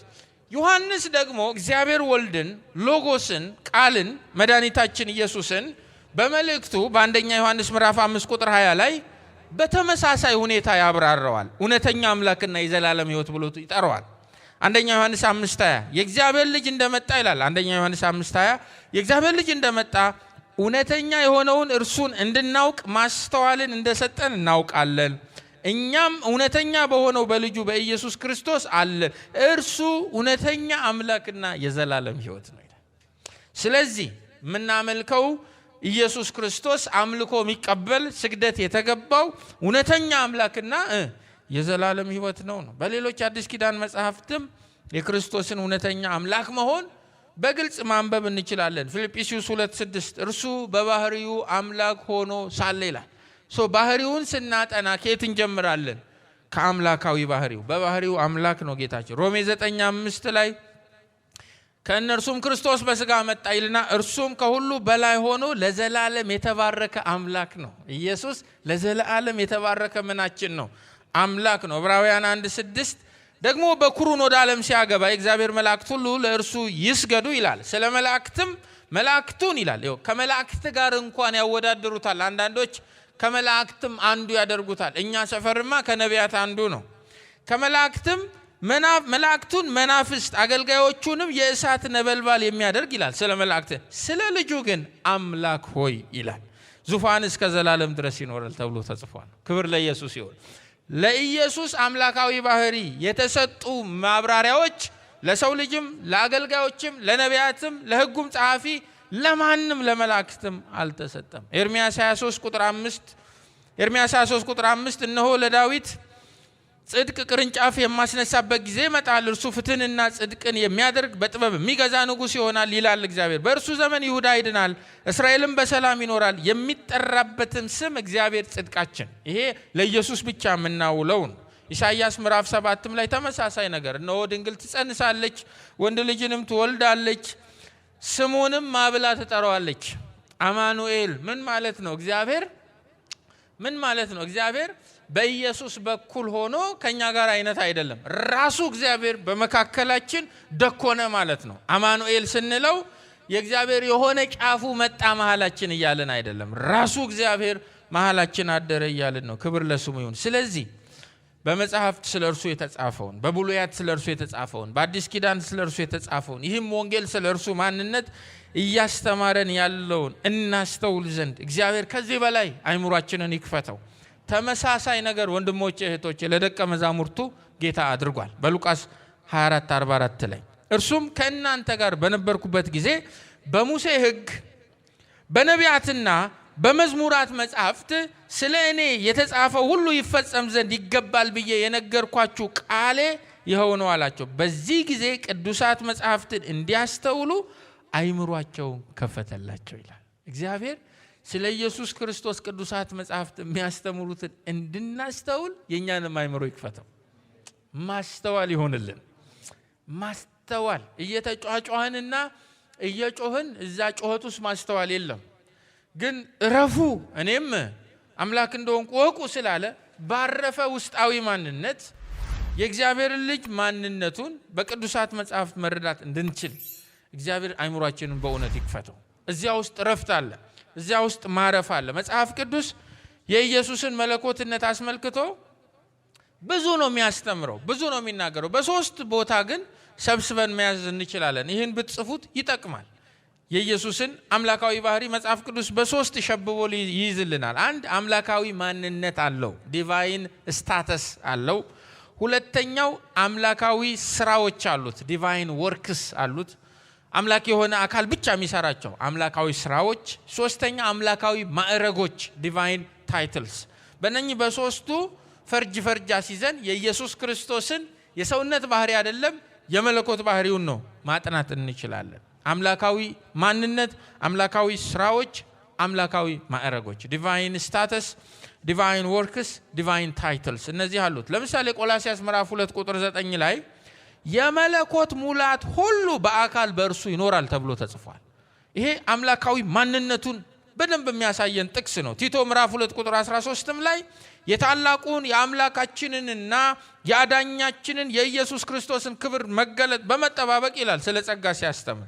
ታላቅ አምላክ አዳኝ እያለ ጌታን ይጠራዋል። ዲቫይን ስታተሱን መጽሐፍ ቅዱስ ያልተናገረበት ስፍራ የለም። ከዘፍጥረት እስከ ራእይ አቋም ይዞ የእግዚአብሔር ቃል የኢየሱስ ክርስቶስን ማንነት በተመለከተ አምላካዊ ማንነቱን ይጽፍልናል። አምላካዊ ስራዎቹንም እንደዚሁ መፍጠር፣ ኃጢአተኛውን ይቅር ማለት፣ ወጀብ ማዕበሉ ጸጥ የሚልለት፣ በውሃ ውስጥ ያሉ አሶች ድምፁን ሰምተው የሚመጡለት፣ ለእኛ ግን ሁሉም ነገር ከእርሱ የሆነ እኛም ለእርሱ የሆን አንድ አምላክ አብ አለን። ደግሞም ሁሉም ነገር በእርሱ አማካኝነት የሆነ እኛም በእርሱ አማካኝነት የሆን አንድ ጌታ ኢየሱስ ክርስቶስ አለን ይላል። አምላካዊ ስራዎቹን ይናገራል። ሁሉ በእርሱ ነው የሆነው። ይህንንም ደግሞ ዮሐንስ ወንጌል ምዕራፍ 1 ቁጥር 3 ላይ ነው። ሌላው አምላካዊ ማዕረጎች አምላክ ብሎ ጠርቶታል ዮሐንስ። ቃልም እግዚአብሔር ነበር ብሎታል። መድኃኒት ይለዋል፣ የእግዚአብሔር ልጅ ይለዋል፣ ሎጎስ ይለዋል። እነኚህ ለኢየሱስ የተሰጡትን በሚገባ ማጥናት አለበት። የመጨረሻው ሐሳብ፣ የመጨረሻው ምክር አማኝ የኢየሱስን አምላክ መሆን በዚህ ደረጃ መማር ለምንድን ያስፈልገው ነው? አምላክ መሆኑ የክርስቶስን ማንነት ስንማማር ጥናታችን መጀመር ያለበት ከላይ እንጂ ከታች መሆን የለበትም። ከላይ ስል ዓለም ከመፈጠሩ በፊት ከነበረው ከአምላካዊ ባህሪው ነው የክርስቶስ ጥናት። ነገረ ክርስቶስ ብሎ ሲጀምር ዓለም ከመፈጠሩ በፊት ከነበረው ከአምላካዊ ባህሪው መነሳት አለበት። ያም አይሆን ከሆነ አደጋዎች ይፈጠራሉ። ከታች ስል ከሰውነት ባህሪው ማለት ነው። ሃየር ሎወር ክርስቶሎጂ የምንለውም በዚህ መንገድ ነው። የክርስቶስ የማንነቱ ትምህርት መሰረት አድርጎ የሚነሳው አምላካዊ ባህሪው ነው። ከዛ ሌሎቹ ላይ ቀጥሎ የሚሄደው ማለት ነው። ለዚህ ነው ዮሐንስ በዚህ ረገድ ይሄን አውትላይን ራሱ የዮሐንስ መቅድሙ ይነግራል። ስጋ ሆነ ሚለን ቁጥር ስንት ላይ ነው? ቁጥር 14 ላይ ነው። ከዚያ በፊት ግን እንድንጨብጥለት የሚፈልገው የኢየሱስን አምላካዊ ባህሪ ነው ማለት ነው። ይሄንን እንድንረዳ ደግሞ እግዚአብሔር ይርዳን።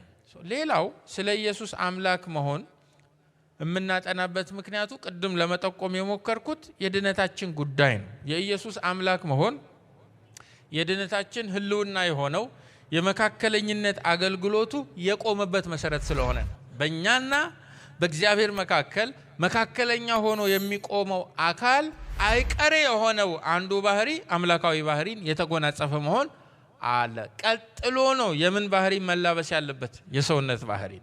ድነታዊ ፋይዳም አለው። የኢየሱስ ማንነት በተለይ አምላካዊ ባህሪውን ቀዳሚ አድርጎ የሰውነት ባህሪውን ደግሞ ተከታይ አድርጎ ማጥናት እጅግ በጣም አስፈላጊ ነው። ከድነታዊ ምክንያቶች በተጨማሪ ደግሞ ወቅታዊና ነባራዊ ምክንያቶችም አሉ። የኢየሱስን አምላክነት እንድንመራመር የሚያስገድዱ የኢየሱስን አምላክነት የሚክዱ ኑፋቄዎች ከውስጥም ከውጭም እየተበራከቱ የመጡበት ዘመን ውስጥ ስለሆነ ያለ ነው። ለምሳሌ አብዛኞቹ የብልጽግና ወንጌል ሰባኪያን ኢየሱስ እግዚአብሔር አንድ የተገለጠበት ሞድ ነው ብለው ያስተምራሉ። የእግዚአብሔር ደግሞ የአፉ ቃል ነው ብለው ይናገራሉ። ከዚህ ጋር ተያይዞ የአዎንታዊ ኑዛዜ አስተምሯቸውን ይቀምማሉ። እንደዚህ አይነትም ምንፍቅና ስላለ አምላክነቱን ቤተክርስቲያን ከፊት ይልቅ እንደ እግዚአብሔር ቃል ማጥናት መመራመር አለባት።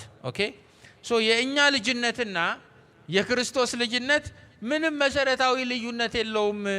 እርሱ ልጅ በሆነበት የልጅነት ማነር ነው እኛም አማኞች ልጆች የሆነው። ከኛ ታላቅ ወንድም በመሆን በብኩርና ይበልጠናል እንጂ በልጅነት አይዴንቲቲ መሃላችን አንዳች ልዩነት የለም ብለው ሚለካኩ ኢትዮጵያዊ ሆነው ማለት ሚለካኩ ሰዎች በጣም ነው የሚያሳፍረው። አንዳንዴ ሰው ላይ ብንጠራራም ችግር የለም፣ ግን ባልጠፋ አካል ጌታ ላይ ማለት ነው በጣም አስቸጋሪ ነው። የሆነ ዘመን ላይ ራሳቸው ላይ መሽናት የሚጀምሩ ሰዎች በሁሉም ነገር እንደ ኢየሱስ ነን ሲሉ ያሳፍራል። በእውነት ያሳፍራል። ኢየሱስን እንደው ስንወደውም እናክብረው። አሜን። በፍቅሩ ድብን ስንል የቆሎ ጓደኛችን እንዳይሆን አንድ ሰው እንደተናገረ ነው። አንዷ አለ እግዚአብሔርን በጣም ስለምወደው እግዝሽ ይለዋለሁ አለቻት። ይሄ በጣም አስቸጋሪ ነው። ብዙም ስንቀራረብ እንከባበር፣ ኢየሱስን በጣም ስንወደው እናክብረው፣ እየተከባበርን መተዋወቅ ይሆንልን። እውነቴን ነው። በጣም ነባራዊ ምክንያቶች፣ ወቅታዊ ምክንያቶች አሉ። እንደ ኦንሊ ጂሰስ፣ ጆሆቫ ዊትነስ፣ ሙስሊም፣ ሞርሞን ዙሪያችንን ስለከበቡ ሰመራይዝ እናርገው። ዛሬ ትኩረት አድርገን የተማማርነው ሁለት ነገር ነው። በእግዚአብሔር ዘንድ ነበር አንድ፣ ሁለተኛስ እግዚአብሔር ነበረ። ቁጥር 1 ውስጥ ስለ ሎጎስ ስንትን የተጻፈልን? 3። ምንድነው ቀዳሚው? በመጀመሪያ የነበረ ነው። ሁለተኛስ በእግዚአብሔር ዘንድ የነበረ ነው። ሶስተኛውስ እግዚአብሔር የነበረ ነው። እያንዳንዳቸው አንጓ ጠብቀው ሊጠኑ የተገባ ነው። በመጀመሪያ የነበረ ነው ስንል ጌታችን ኢየሱስ ዘላለማዊ ነው እያልን ነው። በእግዚአብሔር ዘንድ የነበረ ነው ስንል ጌታችን ኢየሱስ ከእግዚአብሔር የተለየ ዲስቲንክት የሆነ ልዩ የሆነ እኔነት ያለው ወይም ወልድ አብ አይደለም እያለን ነው። በሶስተኛ ደረጃ እግዚአብሔር ነበረ ሲለን ፍጹም አምላክ ነው። የእግዚአብሔር አምላካዊ ባህሪ በሙላት በእርሱ ተገልጦ ይኖራል እያለን ነው። ጌታችን በምድር ሲመላለስ በተገታ፣ በተገደበ፣ በታጠረ፣ በተወሰነ፣ በለዘበ አምላካዊ ማንነት አልተመላለሰም። ጌታችን ኢየሱስ ክርስቶስ በማርያም ማህፀን ውስጥ በተጸነሰም ጊዜ ፍጹም አምላክ ፍጹም ሰው ነበረ። በምድርም ላይ ሲኖር ሲመላለስ ያደረጋቸውን ሁሉ ሲያደርግ ፍጹም አምላክ ፍጹም ሰው ነበረ። በሞት ውስጥም ፍጹም አምላክ ፍጹም ሰው ነበረ። አሁንም ፍጹም አምላክ ፍጹም ሰው ነው። ይሄ ለአካሉ የተሰጠውን መጽሐፍ ቅዱስ ስለሱ ያብራራው ማንነት የካደ የትኛው ማስተምሮ ምንፍቅና ነው። ክርስቶስን በስጋ እንደመጣ የሚክድ ሁሉ እንደሚል መጽሐፍ ከእንደዚህ አይነት ስተት እንድንጠበቅ እግዚአብሔር ይርዳን።